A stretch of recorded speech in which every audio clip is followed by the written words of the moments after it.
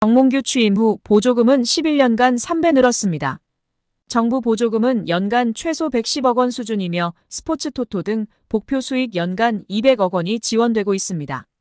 주요국 정부 보조금 없거나 의존도 낮으며 피파 랭킹 20위권 국가들은 70% 이상이 협회장은 전문 경영인이 하고 있고 이외 축구인 등이 하고 있습니다. 우리나라처럼 재벌 총수가 회장인 곳은 단 한 곳도 없습니다. 대한축구협회에 연간 약 300억 원의 국가재정이 투입되면서 수익에서 정부 의존도가 약 30%에 달하는 것으로 나타나며 충격에 빠졌습니다. 사실상 정부 재원이 아니면 운영이 어려운 셈입니다. 미국과 일본 등 주요국은 국가보조금 의존도가 낮은 가운데 축협의 재정 자립을 촉구하는 목소리가 나오고 있습니다. 18일 한경닷컴이 축협의 손익계산서를 분석한 결과 지난 2013년 이후 보조금과 복표 수익을 제외하면 연 평균 300억 원 적자를 기록하고 있습니다. 여기에 신문선 후보는 이날 취재진과 마주해 정몽규 후보는 애초에 자격이 없는 사람이라고 주장했습니다. 신 후보는 정몽규 후보가 협회 정관 제29조 제2항 7호의 후보 결격 사유에 해당한다고 봤습니다. 협회 정관에 따르면 사회적 무례 협회나 대한체육회 및 그 회원단체로부터 징계는 받지 않았지만 임원의 결격 사유에 해당하는 유사행위 등 그 밖에 적당하지 않은 사유가 있는 사람은 협회의 임원이 될 수 없다고 명시돼 있습니다. 신문선 후보는 정 후보가 문화체육관광부에서 발표한 협회 특정감사에서 중징계 문책 요구를 받았다는 사실을 짚으며 정 후보는 대한축구협회장 선거 후보자 자격이 없음을 스스로 인정하고 더 이상 회장 선거가 파행되지 않도록 결단 내려달라 요구한다. 협회는 중앙선관위 위탁이 되지 않는다면 선거가 투명하고 공정한 절차로 진행되도록 축구계가 인정하는 객관적이고 중립적인 인사들로 선관위를 재구성할 것을 요청한다라고 외쳤습니다. 한편 취재진 사이에선 김택규 대한배드민턴협회장도 사회적 무리로 인해 후보 결격자 판정을 받았다. 정몽규 회장에게도 같은 판정이 나와야 한다고 보는지라는 질문이 나왔습니다. 이에 신문선 후보는 국민들을 대상으로 누가 더 사회적 무리를 빚었나라는 여론조사를 해보자. 여론조사를 한다면 아마 정몽규 후보가 23배 정도 높을 것이다라고 꼬집었습니다.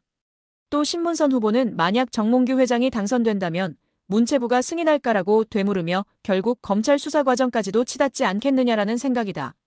지난 12년 동안 협회를 이끌면서 작은 흠결이 있지만 명예스럽게 떠나는 모습도 기대하고 있다라고 전했습니다. 한편 신문선 후보는 허정무 후보와 마찬가지로 이번 선거를 중앙선거관리운영회에서 맡기를 희망하고 있습니다. 신 후보는 만약 중앙선거위에서 진행한다면 공정하고 투명한 선거가 진행될 수 있을 것이라고 내다봤다.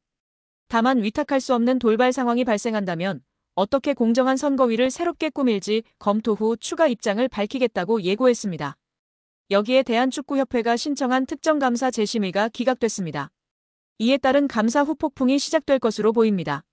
문화체육관광부는 2025년 1월 2일 대한축구협회가 신청한 특정감사 재심의에 대해 기각을 결정해 통지했다라고 밝혔습니다. 앞서 문체부는 27건의 위법 및 부당사항들에 대해 축구협회에 징계, 시정, 주의제도 개선 등을 요구했으며 합리적인 개선 방안을 마련하도록 통보했습니다. 축구협회는 이에 대해 재심의를 신청했고 문체부는 감사심의위원회를 개최해 7개 안건에 대한 심의 후 최종적으로 모두 기각했습니다. 재심의가 받아들여지지 않으며 축구협회는 한 개월 내 징계에 대한 징계 의결 뒤 결과를 통보해야 하며 제도 개선이나 시정 조치에 대해서는 2개월 내에 문체부에 알려야 하는 상황입니다. 문체부는 최종 감사 결과 발표 당시 감독 선임 과정, 징계 축구인 기습 사면 및 철회, 천안축구종합센터 건립보조금 허위 신청 등에 대한 책임으로 자격정지 이상 중징계를 요구했습니다. 더불어 문체부는 김정배 부회장, 이임생 기술총괄이사 등에게는 홍명보 현 국가대표팀 감독 선임 과정에 책임을 물어 자격정지 이상의 중징계를 요구했습니다. 이어 홍명보 감독에 대해서는 전력강화위원회를 통한 재선임을 통보, 계약 유지 혹은 해지 여부 등에 대해서는 협회의 자율에 맡겼습니다. 문체부 관계자는 이번 축구협회의 재심의 신청 기각에 대해 해당 내용을 다시 살펴본 결과 문제가 없다고 판단했다. 중징계 정몽규 회장, 김정배 부회장, 이임생 이사의 자격정지 이상의 징계와 관련해서 축구협회가 한 달 내로 통보해야 한다. 이후 문체부는 이행 여부를 들여다볼 것이다. 이행감사 또한 이뤄진다라고 전했습니다. 축구협회의 감사 후폭풍이 이어질 것이라고 알렸는데요. 문체부 관계자는 축구협회의 대한민국 천안축구종합센터 건립 관련 차입금 실행과 보조금 집행과 관련해 국고보조금 부정수급이 있었다. 보조금 환수 절차를 밟을 예정이다. 보조금 56억 원 전체가 환수 대상인지 여부 또한 따져 물을 예정이라고 말했습니다. 이어 보조금 환수 절차와 함께 이에 따른 제재 과징금이 내려질 것이다. 과징금은 환수금의 5배이다라며 국가사업에도 배제될 가능성이 있다. 한 해 축구협회에 370억 원의 지원금이 나간다. 횟수가 늘어난다면 축구협회 예산에도 영향이 클 것이라고 덧붙였습니다. 또한 국회 국정감사에서 제기된 HDC 현대산업개발 직원의 부적정한 축구협회 파견 의혹 등에 대한 감사는 여전히 진행 중입니다. 문체부는 해당 감사 또한 곧 공개할 예정이라고 밝혔습니다. 이로 인해 축구계에서는 걱정이 이만저만이 아닌데요. 최악의 상황을 걱정하고 있습니다. 최악의 상황이라 함은 보조금 환수 절차와 함께 이에 따른 제재 과징금이 내려질 것이기 때문입니다. 과징금은 환수금의 5배이기 때문입니다. 이에 더해 축구협회에 지급되던 370억 원의 연간 지원금도 배제될 가능성이 높아지고 있습니다. 이 같은 조치는 재정적으로 궁핍한 축구협회 입장에서는 자칫 파산, 부도의 위기로 내몰릴 수 있다고 판단됩니다. 천안축구센터의 공사는 당연히 큰 차질이 예상되고 직원들의 급여 지급도 원만하지 않을까 걱정이 됩니다.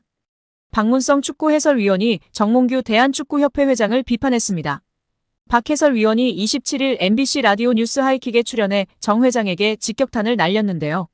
박문성 축구해설위원이 정 회장이 자진해서 사퇴하지 않는 이유를 두고 정 회장 마음속에 들어가 보지 않는 이상은 알 수 없다. 하지만 축구협회 회장 자리는 매력적인 공간이다. 우리는 축구협회장 자리를 한국 축구의 수장 정도만 생각한다. 하지만 국제축구연맹 피파가 진행하는 월드컵을 포함한 모든 국제적인 행사에 축구협회장 자리로 가면 그 의전은 사실상 거의 대통령급에 해당한다고 말했습니다. 이어 유럽에 가면 축구협회 회장 아니면 축구팀의 구단주 이런 명함이 박혀 있으면 활동하거나 비즈니스 하는데 매우 큰 도움이 된다고 밝혔습니다. 그러면서 지금까지 나왔던 많은 문제 이미 드러나 있다. 또 이번 현안 질의를 통해서 사실은 의혹이 해소되기는커녕 더 많이 부풀어졌다. 하나도 해명되지 않았다. 오히려 지금 의혹이 계속 더 추가로 나오고 있다. 특히 홍명보 한국 축구대표팀 감독 선임의 절차와 과정에 모든 것들이 다 불공정했다는 이야기들이 이미 다 어느 정도 나왔다. 이제는 지금의 이 체제 그만 끝내는 것이 옳다고 전했습니다. 정몽규 대한축구협회장이 사선 연임을 노리는 것으로 알려진 가운데 자신의 3선 연임을 승인해준 스포츠공정위원장과 접대 골프를 친 의혹이 알려지며 화제입니다. 미래통합당 김승수 위원은 체육단체의 협회장은 3선을 하기 위해서는 스포츠공정위원회의 승인을 얻어야 한다면서 스포츠공정위 승인을 받은 직후 당시 스포츠공정위원장이던 김병철 위원장 등 8명을 정몽규 소유의 원주 오크밸리로 초대해 접대 골프를 했다는 제보가 있다고 밝혔습니다. 정몽규 회장은 언제인지는 모르지만 언제 한번 친 적은 있다고 답했습니다. 김승수 위원은 3선 승인을 받고 불과 몇 달이 채 되지 않은 상태에서 스포츠공정위원장을 불러 골프를 접대한 것이 굉장히 부적절한 일 아니냐고 추궁했습니다. 지난 2014년 브라질 월드컵의 대참사 이후 홍명보 감독이 곤혹을 치렀었는데요. 홍명보 감독의 땅 구입 논란이 확산되며 파장을 일으켰었습니다. 한 매체는 홍명보 감독은 월드컵을 앞두고 수도권으로 수차례 땅을 보러 다닌 사실이 확인됐다고 보도했었습니다.